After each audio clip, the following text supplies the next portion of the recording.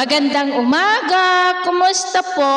Narito po ulit ang update natin para sa lagay ng ating panahon.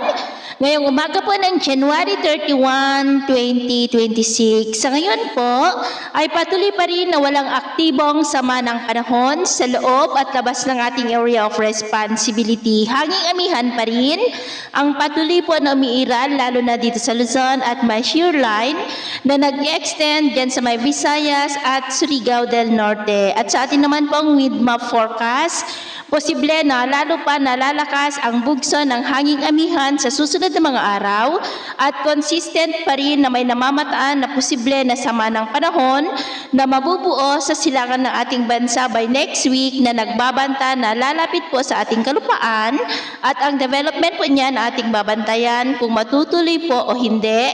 At ang susunod na bagyo ay tatawagin po sa local name na Bagyong Basyang at ito naman ay pinapakita ng forecast model na ating ginagamit hanggang po sa susunod na 2 linggo. At sa lagay ng ating panahon, ngayong madaling araw ay maayos naman po ang panahon sa malaking bahagi ng ating bansa maliban lamang sa mga tsansa ng mga isolated rains dulot ng shear line, lalo na po sa may Samar provinces, Leyte, Bohol, Cebu, northern part ng Negros, Surigao del Norte, Aklan, Sorsogon, Camarines Sur at Catanduanes. At mamayang hapon, maayos pa rin ang panahon sa malaking bahagi ng ating bansa maliban lamang sa mga tsansa ng cloudy skies with isolated rains sa ilang bahagi ng Bicol Region, Kabisayaan, Surigao del Norte at ilang bahagi ng Davao Oriental. At mamayang hapon, mas maraming lugar ulit ang makakaranas ng mas maulap na kalangitan with isolated rains,